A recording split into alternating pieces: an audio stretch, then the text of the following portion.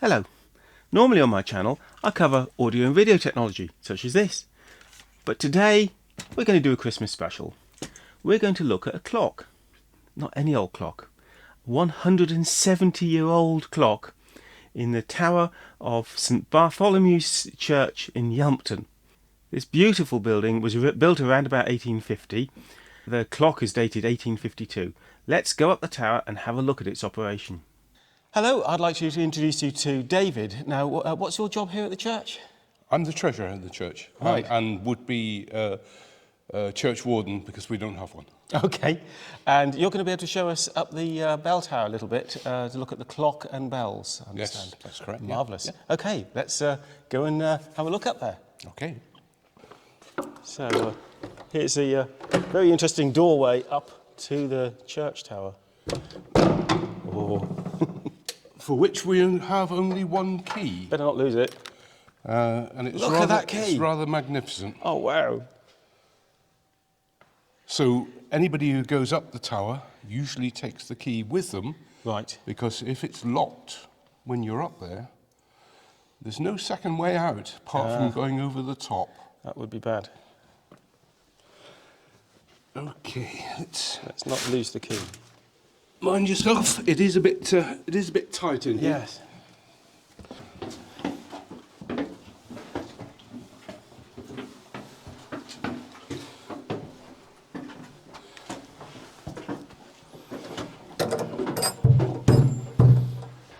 So the access to part of the roof way there. Okay, at this level is the clock pendulum, which is swinging continuously, obviously, to keep the clock going. It seems very close fit to this. Now there is a story behind that, I don't know the truth in it, but I was told many years ago that they've gradually had to cut away for this pendulum swing because the church is actually slipping down the hill. Aha, oh dear. As is the rest of Yealmpton. Right. Millimetres in the past 50 years, but only millimetres. Mm-hmm.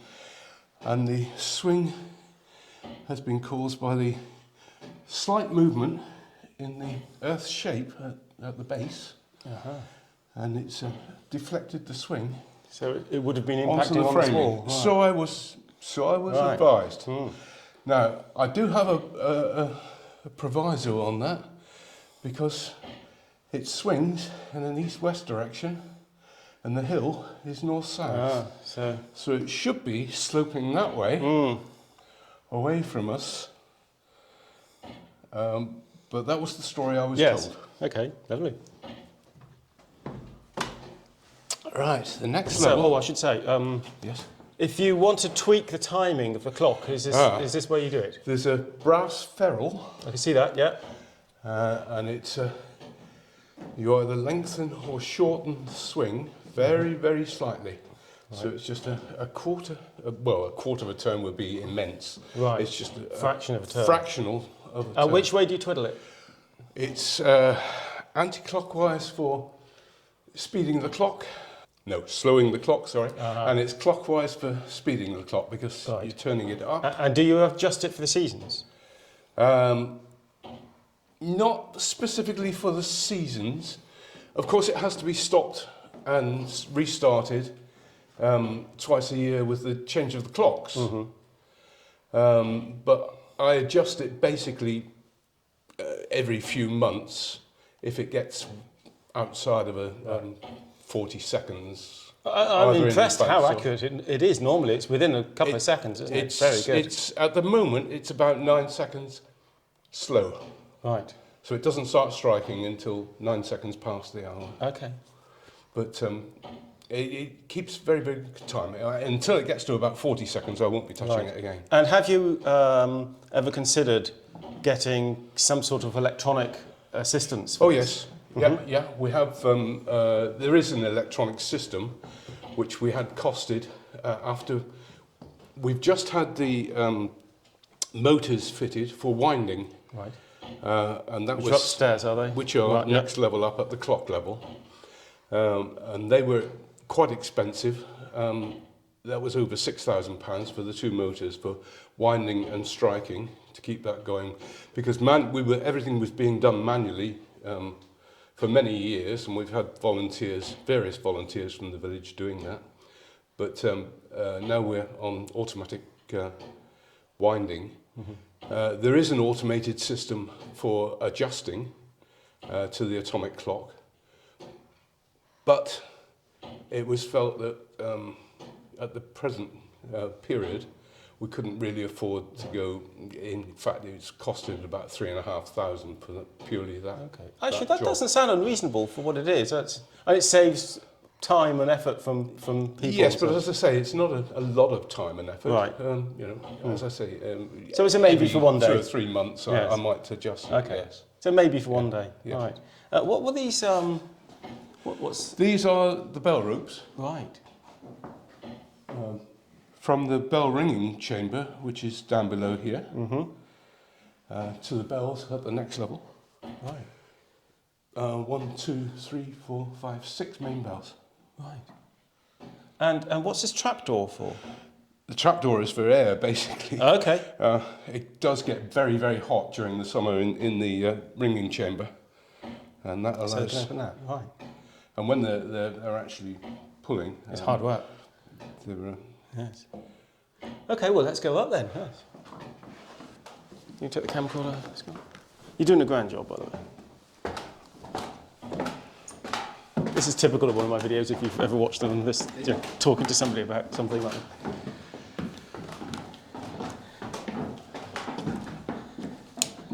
so we do have to be a bit careful. So these are the bell ropes here. These are the main bell ropes, the 6 again.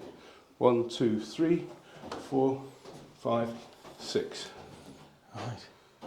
1, 2. Yeah. If we grab hold of one of them, it'll get very noisy. Yeah, it might start to sound the bells above us. Right, this is the clock locker. Okay. Oh, wow. So,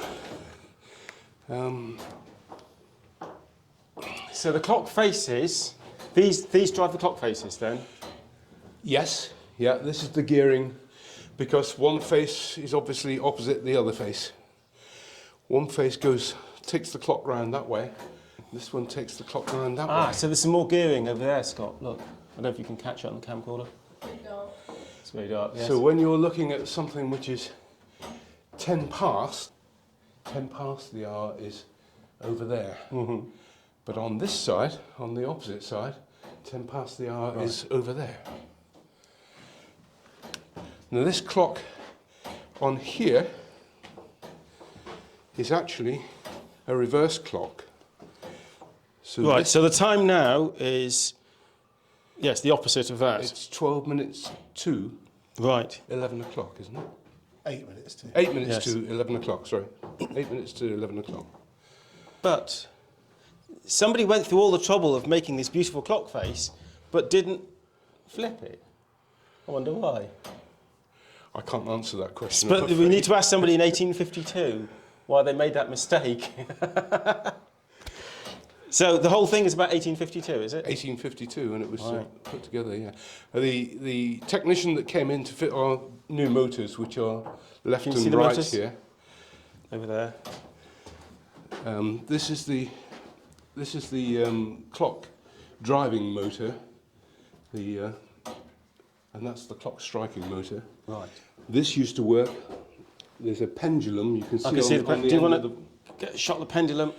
There's Oh, it's a pen- weight. Weight is well, what, strictly speaking, it's a weight, yes. But as it goes down, it triggers the motor to start and drawing it back up again to rewind it. Right. But it used to go down manually through that hole in the corner there, right down to the very bottom, Right. the weight. So it went for a long time. So you would then need somebody to take this, the handle, which is here on the floor, Yes, just about to see that, yeah. yeah, put it into this point and wind. Right.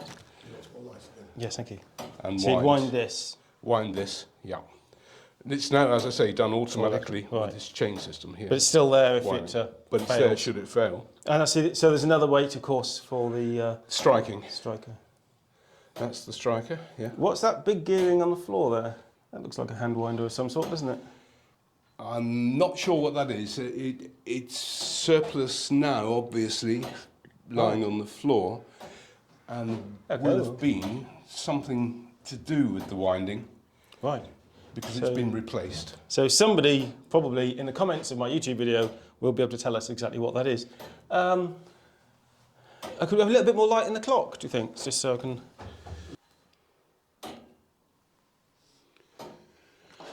Where's the escapement? I can hear the escapement, but where is it? Oh, there it is.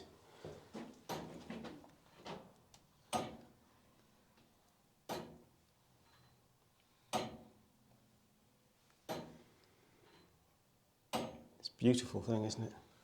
That's what the technician said. He said it was a wonderful, absolutely wonderful piece of equipment.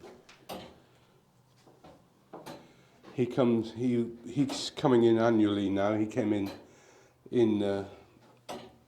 at the end of November, about 3 weeks ago, towards the end of November. He came in and oiled and serviced everything. Now, when it strikes the bell, where's the bell? The bell is directly above you in the bell tower.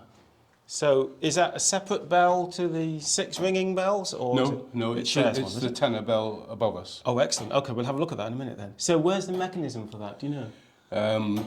That's the striker. This one here, this wire here, this taut wire. Let's get in the camera. This wire here, right. So that goes up and there's some sort of hammer or affair at the top. A few minutes before the hour, that clicks round and round. Right, that's not whirring around, that paddle. Yes. Yeah. And when it strikes the hour, you can see at this point is where it draws down to strike, pulling that wire with it. The right amount of hours. And where's the, do you know where the mechanism is that selects how many hours it is? I don't. Don't know where that bit is. That's no, too complex. It's a mystery to me. Yeah, leave that to technicians. But it's amazing that, you know, all these years later, that it's in remarkable condition. We were talking down below about my adjusting the clock, adjusting the regulation of the clock down there. If I need to adjust it by the minutes, it's a case of putting that on there. Right. And actually manually turning that. It's better to do it, I found it's better to do it by stopping the pendulum, just with my hand, stopping the pendulum, adjusting the clock and then restarting it at the correct time. So you wouldn't normally have to do this unless it's been stopped for a while for some reason? Well, if it's a minute wrong in striking, I would come and correct it in this manner. And how do you do the hours forward and backwards? I mean, that's a really good question, isn't it? How do you do that? In the advanced time, I would stop it at 9 o'clock in the evening, and then come up here at 10 o'clock in the morning and restart the clock. It's advanced now. Right, so just going back. It doesn't run in the middle of the night. Way around. No, okay, well that's overnight. I just stop it. So you don't actually change the time on the clock. You just stop it. No. Oh, okay, that makes sense. That's the easy way, as far as I can do. Yes, I agree. Yes. Well, anything else risks damage, doesn't it? Yes. Yeah. Yeah. That is where it strikes. That is also connected through from there. Okay, so that is the wire. So that taut wire pulls down, and then then you can see the lever system. Yes. In there. Yes. So that when the taut wire goes down, that lever goes back, draws this one across here, which draws that one there, which draws that one down through the chain. Chain, yes.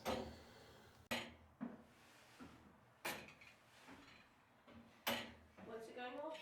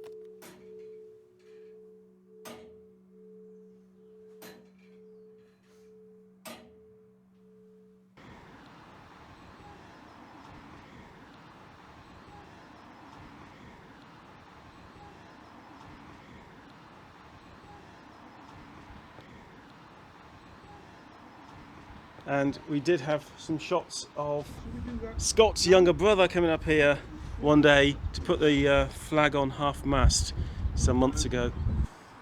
And one weather vane.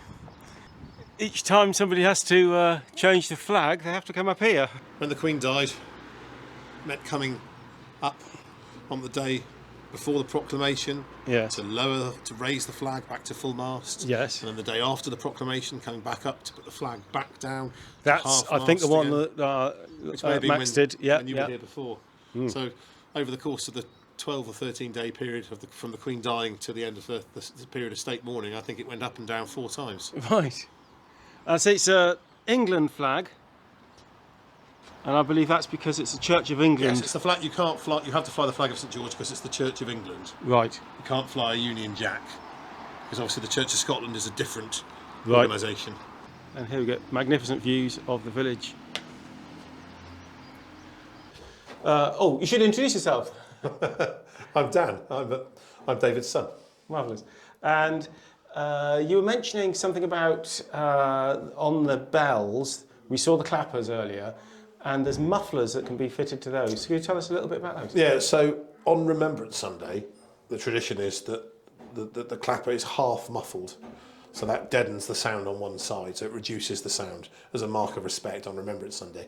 But the rules are that when the sovereign dies, the clapper has to have both parts muffled. And of course, the thing is, the captain of the bell ringing team here is a chap in his 70s, 80s. He's far too young. He's too young to ever have had to put the both sides of the clapper muffled, because of course the last time a sovereign died was 1952 when the Queen's father died, and no one around has ever done that. So this was literally the first time in anyone's living memory right. that the clappers had been muffled on both sides. Okay. And so you had to find the mufflers and install them. Well, I suppose it was. I think the mufflers have always existed, but they've probably taken in turns to use one each year. Okay. And this time they had to use both at the same time. Right. And what are the mufflers? What are they made of? So I think they're leather, and then they literally clasp around in such a way that as the bell mechanism goes through its process, the leather hits the outside. So that's what creates that deadened noise. Right. So there is still sound, but it's almost the opposite. It's like the negative sound, if you like. Oh, okay. Right. Yes. Thank you. Which is easier, Scott, up or down? Up. Yes. Window into the church there. You think, why is there a window into the church?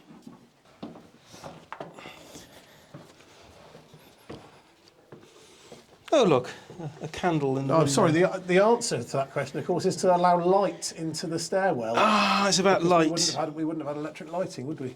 Back in the year, diddly dot.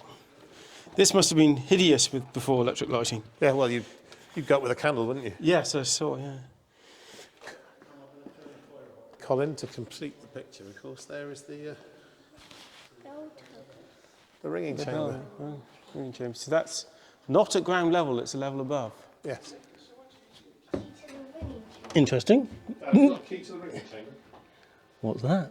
Not on my previous CCTV. Oh, it's an old CCTV recorder. If you want that, you can have that. I'll It's pass. going to the tip otherwise. I think it should probably go to the tip. Yeah, and the monitor. And the monitor, right. Which is a bit ancient. Yeah, I do collect old junk, Yeah. electronic junk of all sorts, but I cannot think of a possible use for that. I noticed the chairman of the parish council was Michael's grandfather. That's Isabel Baldry. This marble here is Kitley marble, and one of the other places you'll see that is at the Natural History Museum, in the main entrance hall. Right, That okay. great Oh, yes. space where it's the same marble. It's exactly the same marble Yeah, as it came from here. It was quarried here, yes. Right. Yes. It's beautiful, isn't it? So Yealmpton is known for its stone, isn't it? And Absolutely. its quarrying. Yeah. I just want to say a huge thank you to you and your son for showing us around the church. It's been absolutely You're very wonderful. welcome, Colin. Very Thank you. welcome. Cheers.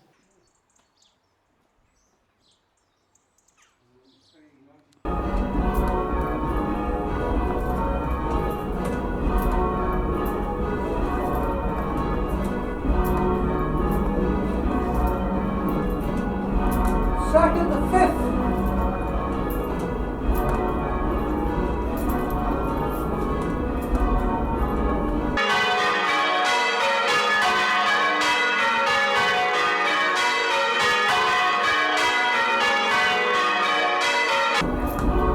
Second to third.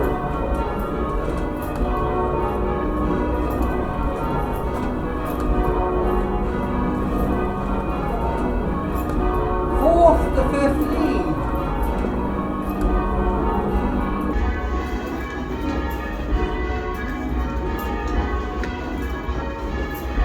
Second to fourth.